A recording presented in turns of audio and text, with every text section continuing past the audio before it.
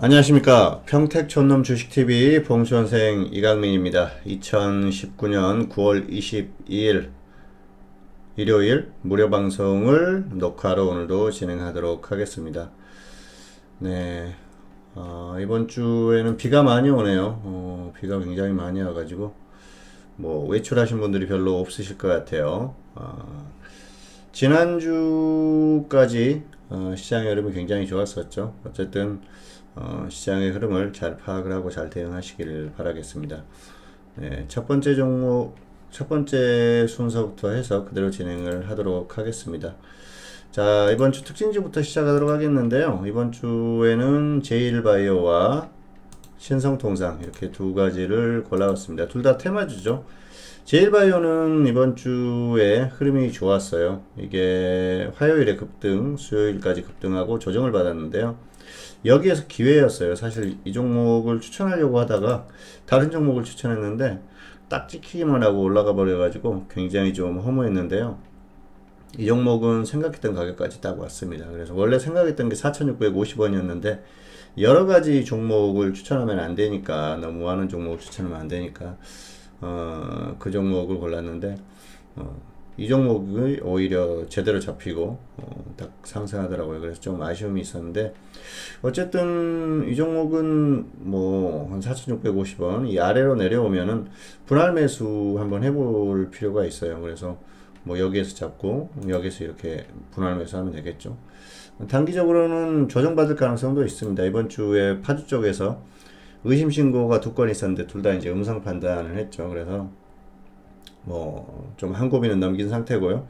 태풍이 부니까 태풍 불다 보면은 막 이것저것 날아가고 그러지 않습니까? 방역도 제대로 안 되고 그래서 지금 상당히 정부에서도 고심을 하는 것 같습니다. 그런데 이 아프리카 돼지열병 관련해 가지고는 사실은 그래요. 이게 좀 방역이 제대로 안 될 가능성이 높다. 뭐 그렇게 생각을 하고 있습니다. 그리고 아프리카 돼지열병도 국내에 전염이 될 가능성이 상당히 높다고 생각을 했었는데 사실은 조금 그 종목들의 시기를 보다가 조금 놓쳤어요. 어쨌든 언제 갈지 모르면은 완벽하게 저점 매수를 해야 되는데 그 타이밍 보다가 좀 놓쳤는데 좀 아쉽긴 합니다. 어쨌든 근데 운 좋게도 관련한 종목을 최저점 매수를 했어요. 최저점 매수를 해가지고 뭐 여러 종목을 매수를 한 건 아니지만 딱 그 한 종목을 최저점 매수를 해서 지금도 홀딩을 하고 있습니다. 다음 주에도 좀 흐름이 나올 것 같고요. 어쨌든 당분간은 불안감이 있으니까 조정 받으면은 들어갔다가 반등하면은 매도하고 또 조정 받으면 들어가고 그런 것들 가능할 것 같아요. 이게 단기에 없어지기가 힘들어요. 뭐 당분간 잠잠했다가도 갑자기 발병할 수도 있으니까 좀 그렇게 대응해 주시길 바라겠습니다. 네, 두 번째 종목은 신성통상입니다. 신성통상은 일본 제품 불매운동 수혜주인데요. 조정을 충분히 받았죠. 가격 메리트가 충분해서 이 정도면은 뭐 한번 좀 들어가 볼 만할 것 같아요. 그래서 이 정도면은 가격적으로는 충분하다. 다만 뭐 짧게 이렇게 분할 매수해가지고 손절은 마이너스 5%뭐 그렇게 보시면 되겠죠. 어쨌든 한 번 정도 들어가 볼 만한 가격이니까 메리트가 있다. 뭐 이렇게 설명을 하겠습니다. 자, 그리고 추천 종목 인버스인데요. 인버스는 지금 저는 이제 풀로 매수를 시켰습니다.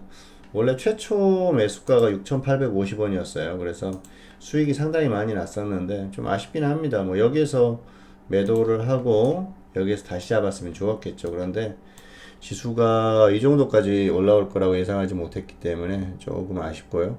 지수가 이미 반등했을 때 그때 이제 추가 반등 가능성은 언급을 했었지 않습니까? 그리고 최근에 지수를 2080 이상 80 정도 충분히 갈 수 있다고 말씀드렸는데 결국은 이제 2080까지 왔어요. 이게 말을 하면은 꼭 현실이 되네요. 어떤 흐름을 보면은 그럴 가능성이 상당히 높다 느끼게 됩니다. 그래서 그런 것들을 느꼈었는데 결국은 여기까지 왔어요. 인버스 없는 분들은 지금 한번 들어가 보세요. 또 없는 분들은 충분히 여기선 들어가 볼 만합니다. 그래서 들어가서 가면은 추세적으로 좀 끌고 가보면 하니까 오히려 없는 분들한테는 기회가 되지 않나 생각을 합니다. 어쨌든 잘 활용을 하시기를 바라겠습니다. 자, 그리고 시황인데요.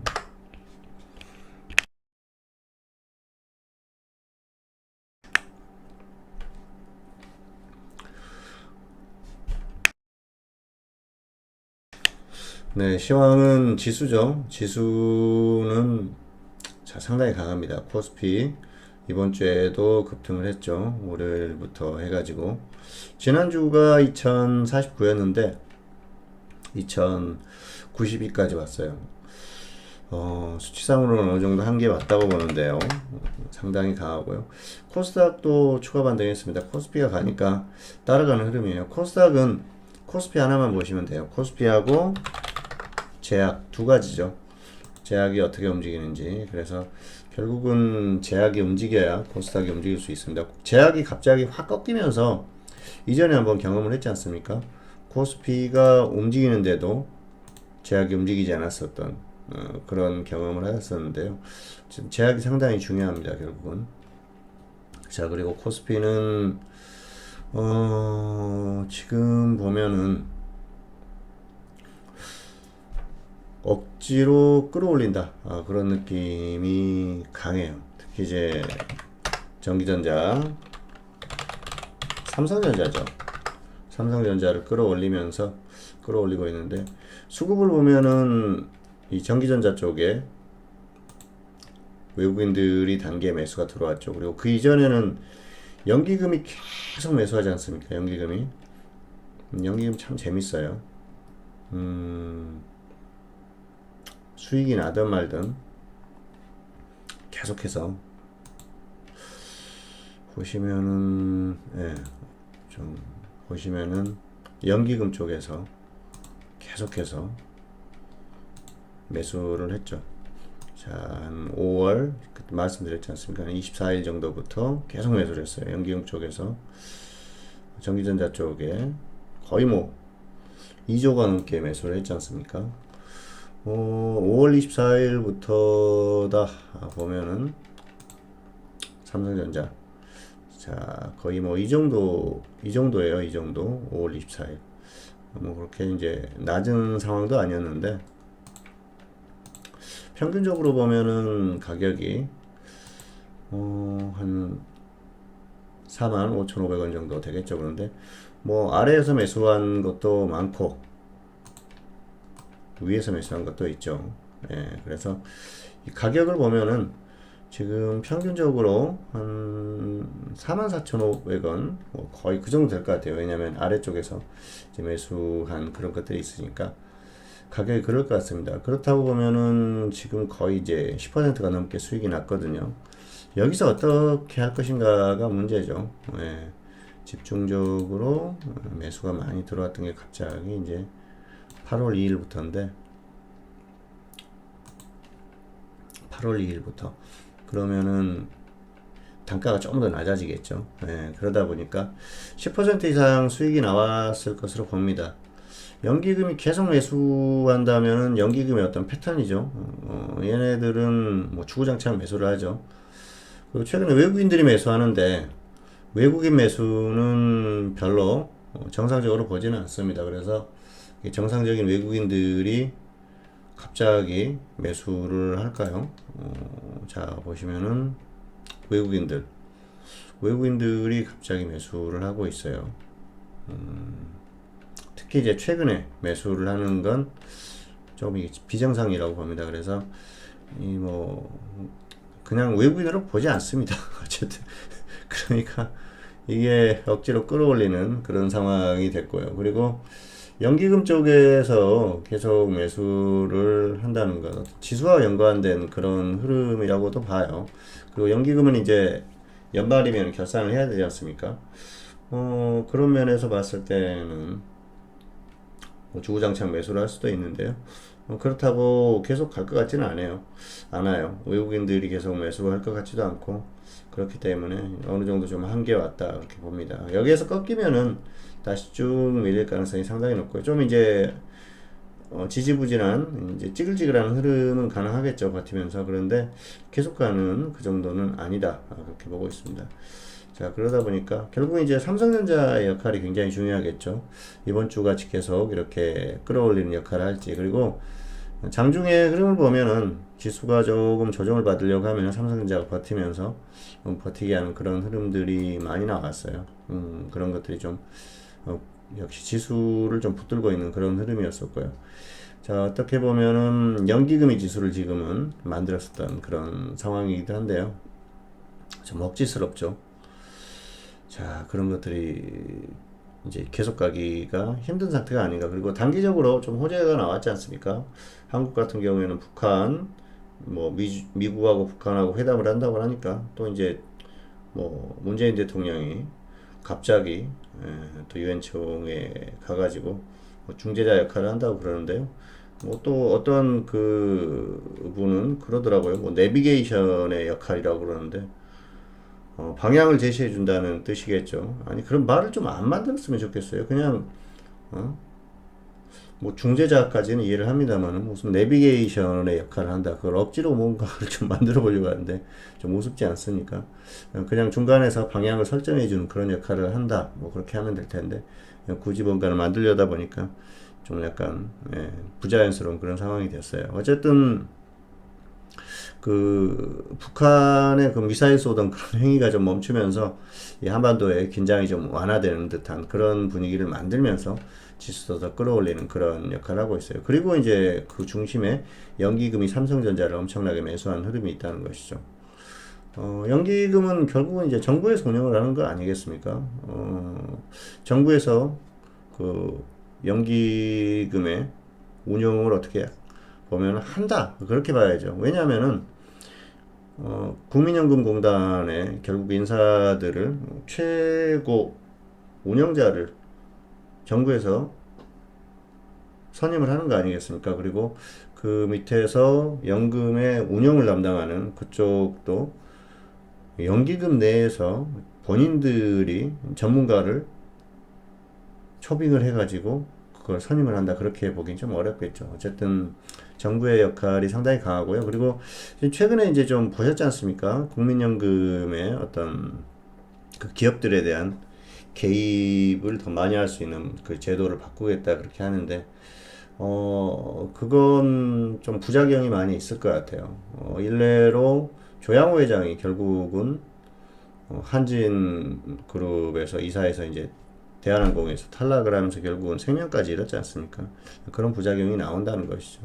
기업인들 입장에서는 상당히 그 껄끄러운 그런 상황이죠. 그냥 국민연금은 순수하게 투자를 해서 국민들의 어떤 노후 생활을 보장해주는 그런 역할을 해야 되거든요. 왜냐하면은 결국 그 국민연금이 도입됐던 게 김대중 대통령이 그 정부 당시에 만든 거 아닙니까? 그런데 당시에 이제 대한민국의 어떤 그 서민들이나 이쪽 일반 직장인들 이런 사람들의 노후가 굉장히 불안한 그런 상황이 많았었거든요. 외국 같은 경우에는 연금 제도가 잘 돼 있기 때문에 괜찮은데 한국은 불안하다. 그래서 그때 그런 의도로 도입이 되는데 뭐 물론 다른 쪽의 의도도 조금 있었겠죠. 그런데 가장 핵심적인 의도가 그거거든요. 그런데 국민연금이 기업의 운용에 참여를 하게 되면은 이게 배가 결국은 산으로 가게 되거든요. 국민연금은 이제 감시하는 역할을 해야겠죠. 감시하는 역할을 하면서 좀 안 좋은 방향으로 갔을 때는 목소리도 내고 그래야 되는데 이제 뭐 수시로 목소리를 내겠다.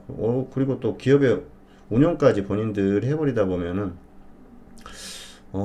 전문가가 아닌 그런 사람들이 기업을 운영하는 그런 상황이 될 수도 있겠죠. 그리고 부작용들이 나올 수도 있기 때문에 걱정스럽긴 합니다. 어쨌든 기업은 기업할 수 있는 환경을 가장 좋게 만들어주면은 거기에서 뭐 수익을 창출하고 그리고 이제 중요한 건 그 국민연금 쪽에서 이제 한국 기업들이 배당이 인색하지 않습니까? 그 배당이나 이런 것들을 좀 확대할 수 있는 그 정도 역할을 하면은 좋을 것 같아요.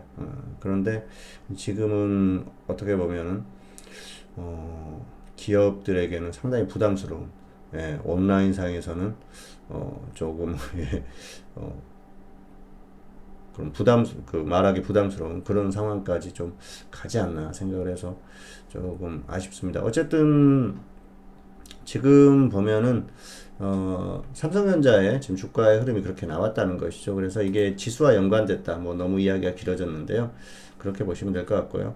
그래서 한국에서 제일 중요한 건 삼성전자입니다. 당분간 호재가 나올 건 다 나왔어요. 북한 관련한 문제, 그리고 또 어떤 그 미국에서 외부적으로 나올 수 있는 변수가 다 나왔다는 것이죠. 어쨌든 지금 뭐 경제 상황이 최악으로 가지 않습니까? 그런데 주식 시장까지 무너져 버리면은 정부 입장에서 상당히 곤혹스럽죠. 그런 측면도 조금 이제 주식 시장에 반영이 됐다고 생각을 해요. 그리고 또 연말로 가면서 그 기관이나 이런 쪽에서 아무래도 연말에 결산을 해야 되니까 좀 끌어올리는 측면도 있습니다. 그래서 미리 좀 끌어올리면은 다운되더라도 좀 덜 다운되지 않습니까? 그런데 지금 이제 보면은 올해 1월 처음 시작했던 지수가 여기지 않습니까? 2000선이니까 2000선 위에서 최대한 조금 멀찍이 떨어뜨려 놓으려고 하는데 이게 어떻게 잘 성공을 할지는 모르겠습니다. 외국인들 같은 경우에는 뭐 이런 거 상관 안 하거든요. 걔네들도 좀 정산을 하겠지만은 걔네들은 워낙 또 운영을 잘하니까 뭐 니들은 하든 말든 뭐 우리는 상관없다 그렇게 나올 수가 있어요. 수급 한번 보실까요? 자, 코스피 수급을 보면 외국인들을 던져요. 외국인들 올해 1월, 자 1월이면은 여기입니다. 아직도 외국인들은 초반에 많이 매수를 했었지 않습니까? 그러면서 5월까지 매수를 했었어요. 지수를 한번 보실까요? 5월까지 매수를 했었는데 외국인들이 매수를 했던 지점은 여기죠. 여기. 예, 여기. 1월부터 5월까지 매수를 했어요. 그런데 지금 지수대가 더 낮죠. 외국인들은 신경을 안 써요. 얘네들은 뭐 정상적으로 시장이 가는 대로 그대로 흐름으로 놔두기 때문에 신경을 안 쓴다는 것이죠. 오히려 수급을 보면은 지금 다시 매도하고 있지 않습니까? 시장 상황이 좋지 않다고 보는 것이죠. 여기서라도 매도를 해야겠다. 그 생각을 하고 있는 거예요. 앞으로 더 빠질 것 같으면 매도를 합니다, 외국인들은. 근데 한국의 기관들은 빠지든 말든 그냥 이제 눈으로 보이는 수치가 좋아야 되니까 이걸 지키려고 안간힘을 쓰기는 거죠. 최근에 이 지수가 버틴 것도 기관이 방어를 한 거예요. 방어. 추세적으로 상승을 만들 수 있는 게 아니고 방어입니다. 방어의 수준이고 그리고 결국은 지금 지수대가 어떻습니까? 2000 겨우 이제 100도 안 되지 않습니까? 작년 1월부터 한번 보실까요? 자, 이게 나오려나 모르겠네요. 이걸 뭐 1년 정도 이렇게 보시면 될 것 같아요. 네, 보시면은 작년 1월부터 이 기관이에요. 기관 작년 12월까지. 자, 그리고 지금 모습입니다. 9월 20일 작년 1월부터 작년 초부터 지금까지 기관이 작년 10월까지 계속 매수했었죠. 그리고 나서 이제 매도하는 트렌드인데요. 개인이네요. 제가 잘못 봤네요. 한번 보실까요? 기관은 작년 9월부터 12월까지 매수를 많이 했어요. 9월부터 12월까지. 자, 여기죠. 9월부터 12월까지 매수를 많이 했습니다. 아직까지 여전히 기관이 많이 매수한 그 수준에서도 손해를 보고 있다는 것이죠. 죄송합니다. 가장 지금 이제 손해를 많이 보고 있는 게 개인이고요. 그리고 기관은 작년 9월부터 12월까지 매수를 했고, 그리고 또, 자, 5월부터 또 계속 매수를 하고 있어요. 그런데 평균적으로 보면은 아직까지 손실을 보고 있다는 것이죠. 기관은 계속해서 이 과정에서 이제 손실을 보는 그런 그 흐름들이 나오고 있습니다. 다행스러운 건 뭐 그 이전에 는 조금 나은 그런 흐름이었다는 것이죠. 자, 한번 2017년의 흐름을 한번 보실까요? 그러면은 기관은 자 7월 13일부터 평균적으로 보실까요? 12월까지 매수를 했었죠. 코스피를 한번 보시겠습니다. 기관이 2017년 7월부터 12월까지 매수를 열심히 했어요. 여기. 자, 그렇다고 하면은, 예. 그 이후에 이제 매도를 했던 게 이해가 되죠. 위에서 매수를 했는데 지수가 갑자기 확 꺾여버렸지 않습니까? 그러다 보니까 불안하니까 매도를 한 거예요. 근데 이게 이제 다 매도를 못했을 가능성이 높죠. 위에서 매수했던 기관들 같은 경우에는 평균적으로 이 정도인데 다 손실이에요. 다 손실. 그러니까 매도하는 쪽쪽 손실이었던 것이죠. 그러다 보니까 지수가 확 밀린 거예요. 그래서 이걸 좀 방어해 보려고 다시 또 예, 여기에서 매수를 했는데 또 이제 쭉 밀리는 거예요. 그러니까 또 이제 손실 보고 매도를 했다가 또 지금 매수를 하는 겁니다. 그러니까 얘네들은 계속 손실을 보면서 내려오면서 계속 지금 이걸 하고 있는 거예요. 근데 자, 외국인들을 보시겠습니다. 외국인들은 자, 2017년 1월부터 7월까지 매수를 했어요. 그리고 나서 이제 매도 패턴이지 않습니까? 자, 외국인들이 매수를 하니까 갔겠죠. 외국인들은 여기서 매수를 한 거예요. 여기서. 네, 코스피 2000부터 2400 정도까지. 평균적으로 보면은 2250 정도죠. 그리고 나서 이제 여기에서 지수가 더 가니까 위에서 매도를 한 거죠. 외국인들은. 예, 수익이 많이 났겠죠.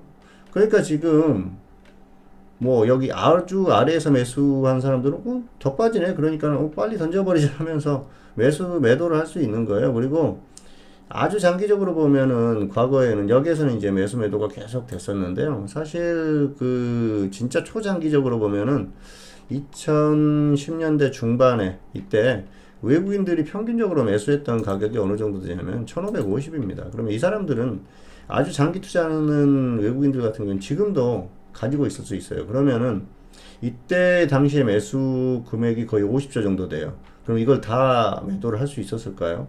장기 투자하는 외국인들이 충분히 있다는 것이죠. 삼성전자나 이런 쪽에 있을 수 있다는 거예요. 삼성전자의 외국인 지분이나 이 주요한 기업들의 지분들을 보면 그런 것들이 나타날 거예요. 그러면은 그걸 계속 가지고 있다가 위에서 그냥 대충 부어도 되는 거예요. 그러다 보니까 외국인들의 수급 자체가 좋아지지 않는다는 것이죠.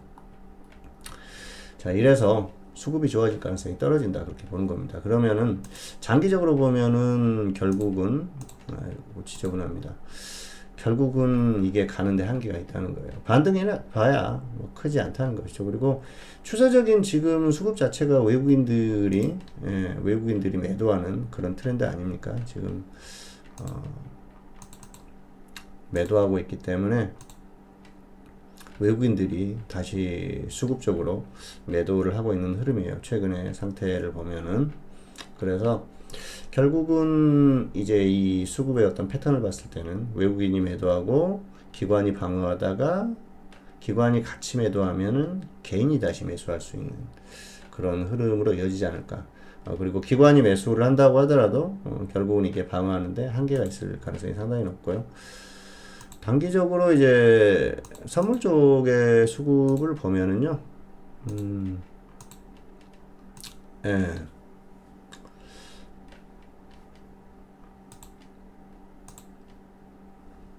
외국인들이 어떤 수급적인 부분에 있어서 수급의 매수를 계속 할 수 있는 흐름은 아니고요. 단기적으로 좀 한계 왔다고 봅니다. 그래서 이 단기적인 흐름은 선물 쪽의 흐름이 계속 나오고 있거든요.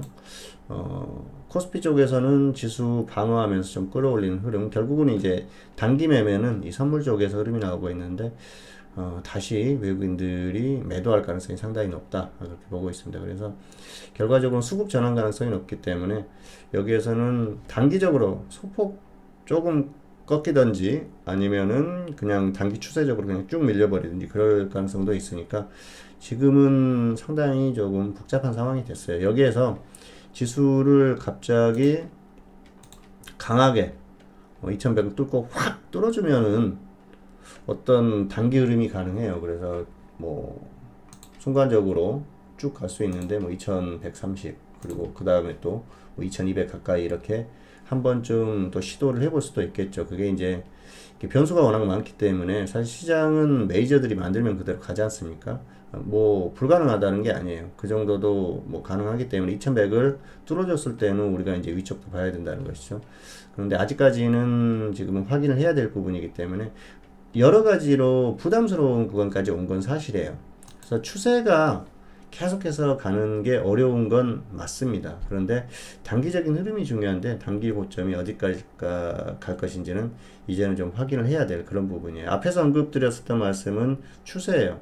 그렇기 때문에 추세적으로 가기가 어렵고 결국은 꺾일 가능성이 높다는 것이죠. 그리고 한국의 어떤 산업의 흐름이 그렇게 좋은 상태가 아니지 않습니까? 특히 이제 반도체 쪽이 워낙 불안한 그런 흐름을 보였었고, 일본하고 지금 갑자기 그 수출 규제 이쪽이 좀 잠잠하죠. 그런데 이게 더 무서운 거예요. 한국이 지금 잘 헤쳐나가는 것 같고 뭔가 전부 다 준비가 된 것 같은데 일본 쪽에서 계속해서 이거 안 풀어주면요 장기적으로 영향을 크게 받을 수밖에 없어요. 그러다 보면은 조금씩 어려운 흐름들이 나오다가 어느 순간에 갑자기 확 터질 수도 있다는 것이죠.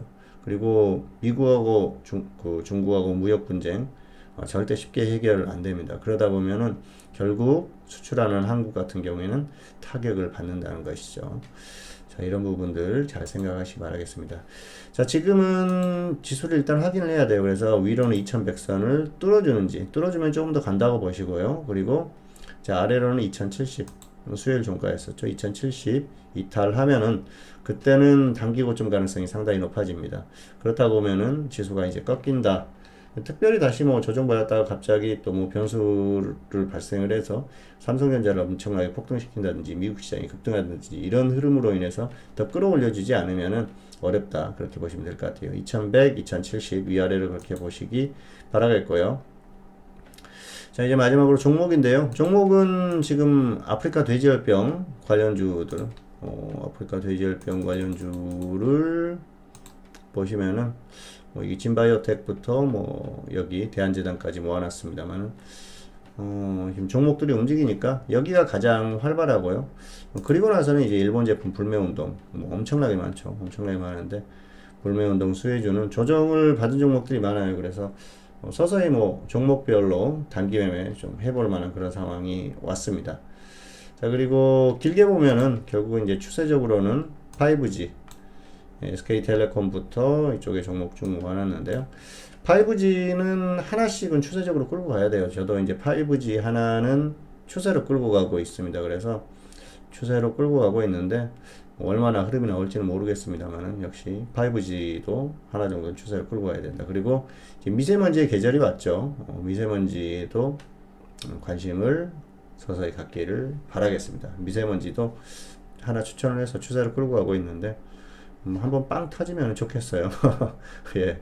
단기에 아프리카 돼지열병 관련주를 추천을 해가지고 운 좋게 저점 매수를 해서 거의 60% 정도 넘게 수익이 났었는데 좀 욕심부리다가 조금 이제 줄어들었어요. 근데 좀 더 끌고 가볼 생각입니다. 한 100% 정도 한번 노려볼 생각인데 결과가 나오면 말씀드리도록 하겠고요. 자, 어쨌든 이번 주도 잘 지나갔네요. 잘 지나갔다기보다는 지수가 반등하면서 괜찮습니다. 현물 매매하시는 분들은 그냥 적당히 매매하세요. 크게 상관없으니까 매매하시기 바라고, 그리고 파생하시는 분들은 하방 쪽은 들어갔다가 밀리면 좀 길게 좀 끌고 가 보시고요. 상방 쪽은 장중에 좀 조정을 많이 받으면 단타 위주로 좀 해보시고, 지수가 좀 위로 쭉 간다 그러면은 조금 더 끌고 가보시면서 2100을 뚫어줬다 그랬을 때는 좀 홀딩하면서 끌고 가보는 그런 전략이 필요합니다. 자, 어쨌든 지수에 대해서는 사실 여기 2030을 돌파를 하면서 2080까지 말씀을 드렸었지 않습니까? 단기적으로는 어느 정도 좀 도움을 받을 수도 있는 그런 상황이었는데 사실 저점에서 말씀을 못 드리면 크게 소용이 없어요. 그래서 지수에 대해서는 단기적으로 죄송하다는 말씀을 드리고 싶고요. 어쨌든 지금은 확인하고 대응해 보시기 바라겠습니다. 그리고 오늘 시황 말씀드리면서 초반부에 엄청나게 길게 설명을 했지 않습니까? 다시 한번 잘 그 복기를 해보시고 상당히 그 중요한 부분이에요. 그런 것들이. 그래서 잘 그 생각을 하시면서 적절히 대응하시기를 바라겠습니다. 자, 2019년 9월 22일, 오늘은 일요일 무료 방송 좀 길었습니다. 여기서 마치도록 하겠고요. 저는 다음 시간에 다시 찾아뵙도록 하겠습니다. 감사합니다. 네. 마지막으로, 마치기 전에 한 말씀 더 드리겠습니다. 평택촌놈 TV 좀 도움이 되셨다고 생각하시면은 구독 꼭 눌러주시기 부탁하겠고요. 좋아요도 부탁드리도록 하겠습니다. 구독, 좋아요 부탁드리도록 하겠습니다. 자, 오늘 방송 진짜로 마치도록 하겠습니다. 감사합니다.